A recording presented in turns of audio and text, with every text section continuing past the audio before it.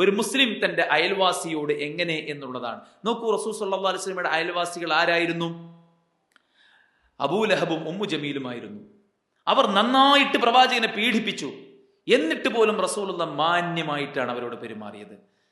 അല്ലെ, അവരുമായി ഏറ്റവും നല്ല നിലക്ക് റസൂൽ സല്ലല്ലാഹു അലൈഹി വസല്ലം പെരുമാറി. അതുകൊണ്ട് ഒരു മുഅ്മിനായ മനുഷ്യൻ അവന്റെ ഈമാൻ പൂർത്തിയാകുന്നത് എപ്പോഴാണ്? അവന്റെ ഉപദ്രവത്തിൽ നിന്ന് അയൽവാസി നിർഭയത്വമുള്ളവനാകണം. എൻ്റെ അയൽവാസി താടികളുള്ള ആളാണ്, പക്ഷെ നമുക്ക് അത് പേടിയൊന്നുമില്ല, മൂപ്പര് നല്ല മാന്യനാണ്, അല്ലെ, ഏറ്റവും നല്ല പെരുമാറ്റമാണ്, എന്ത് വിശേഷങ്ങൾ ഉണ്ടായാലും എന്ത് നല്ല ഭക്ഷണം ഉണ്ടായാലും ഇവിടെ കൊണ്ടുവന്നരും, അല്ലെ, നമുക്ക് എന്ത് ബുദ്ധിമുട്ടുണ്ടായാലും അയാൾ പറ്റുന്ന കോലത്തിൽ സഹായിക്കും. നമ്മുടെ കാര്യങ്ങൾ, നമ്മുടെ വീട്, നമ്മുടെ കിണർ, നമ്മുടെ മറ്റ് സംഗതികളൊക്കെ ചെയ്തു തരാൻ മൂപ്പര് മുന്നിട്ട് ഇറങ്ങിയിട്ടുണ്ട്.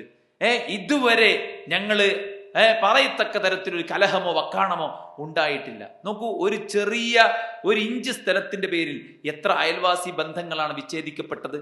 എന്തോ ഒരു മിണ്ടാപ്രാണികൾ, ഓർക്കിപ്പോ അതിരൊക്കെ അറിയോ, ഇതിന്നാൾ അതിരാണ്, അത് മറ്റേ ആൾ അതിരാണ്. ഒരു കോഴിക്കുഞ്ഞിന് അതിരറിയോ, ഒരു ആട്ടിൻകുട്ടിക്ക് അതിരറിയോ, അല്ലെ? അതിന്റെ പേരിൽ, ഒരു കോഴിയുടെ പേരിൽ, ഒരു ആടിന്റെ പേരിൽ എത്ര ബന്ധങ്ങൾ വിച്ഛേദിക്കപ്പെട്ടു പോയിട്ടുണ്ട്.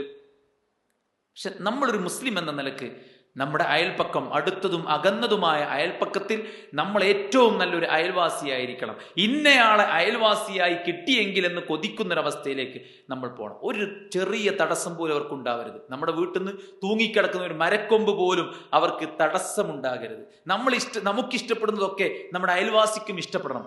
അവിടെ ഒരു കാറ് വാങ്ങി, അവിടുത്തെ കുട്ടിക്ക് ഫുൾ A+, ഇപ്പൊ കോപ്പടിച്ചപ്പോൾ ആർക്കും A+ കിട്ടൂലേ എന്നൊക്കെ പറയുന്ന ആൾക്കാരുണ്ടാവും.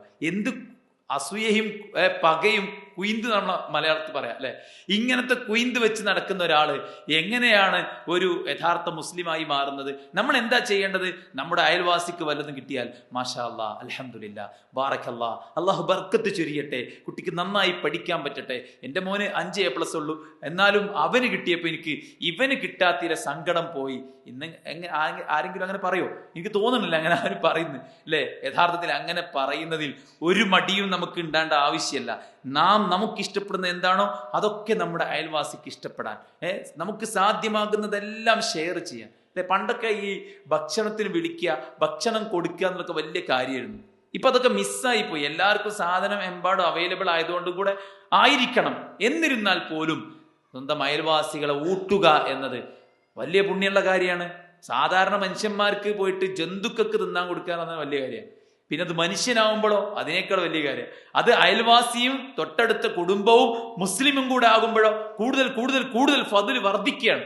അതുകൊണ്ട് തന്നെ ആരാകട്ടെ, അവന്റെ മതമോ ജാതിയോ ഒന്നും നോക്കാതെ തന്നെ അവരോട് ഇഹ്സാൻ ചെയ്യാൻ അള്ളാഹുവിന്റെ പ്രവാചകൻ സല്ലല്ലാഹു അലൈഹി വസല്ലം